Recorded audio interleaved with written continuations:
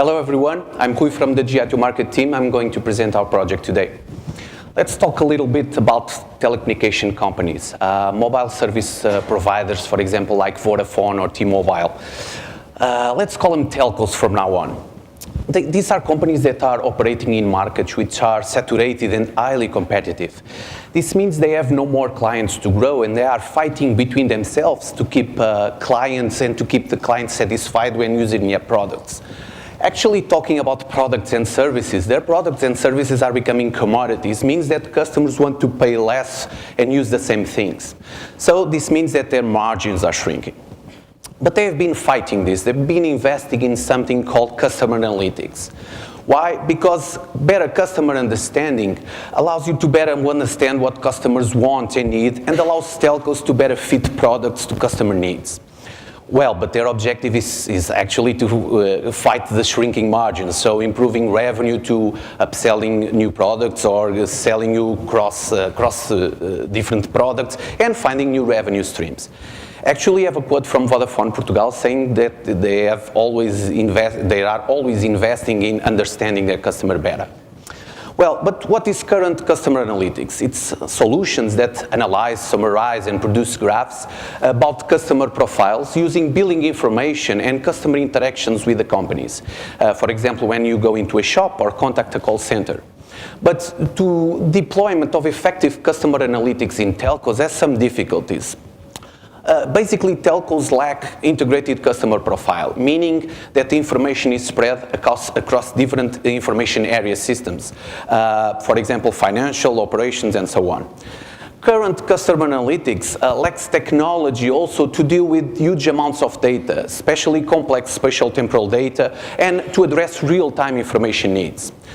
But most important, they are not using the where and the when for doing usage behavior profile, meaning that they are not using the location and time when the customer uses their cell phone or mobile phone. So this is called spatial temporal data.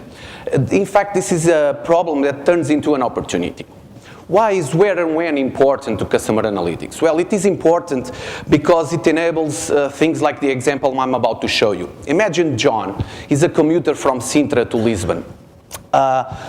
Using these improved behavior and location patterns, telcos have the ability to define a profile. For example, customers that go from Sintra to Lisbon 5 times a week around the same time of day. And they know this because they do a combination of this usage with contextual information, for example, from trains and subway networks. Imagine then 80% of them have upgraded to unlimited data.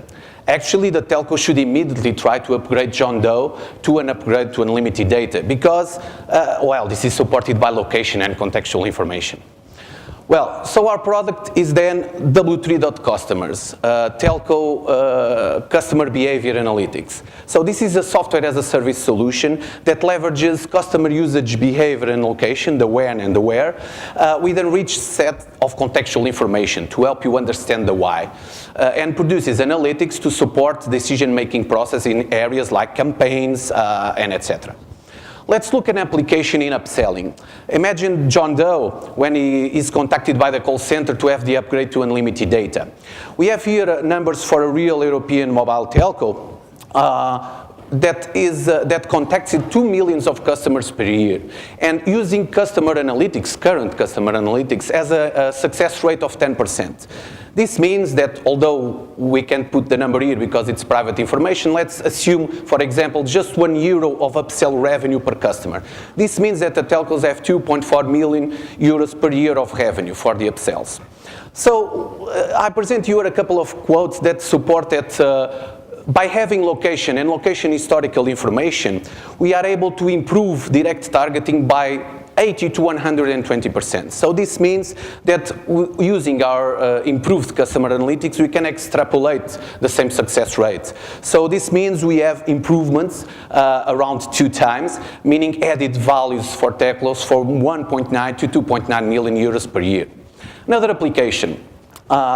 using the improved customer profile and targeting knowledge, and after doing aggregation and anonymization processes, telcos could eventually resell this information to advertisement or a restaurant trying to find a new spot to put a new venue.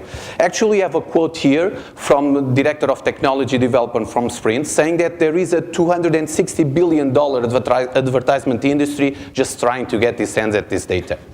So our technology is spatial temporal analytics, and the advantage, our uniqueness, is the combination of the summarization of high volumes of spatial temporal information and real-time capabilities with a relevant contextual data. So this advantage is what allows us to address 90% of the 1,800 telcos in the world, giving us a potential market of around 900 million.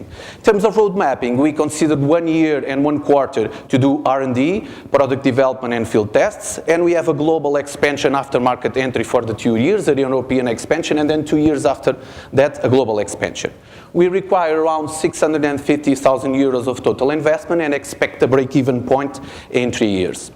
So our product is W3.Customers. We have here a quote from a manager from Vodafone Portugal saying that this clearly has value for them. So wrapping up, major points: double revenue, a proprietary spatial temporal analytics platform that can be used in many applications on the industry to produce another products. Thank you.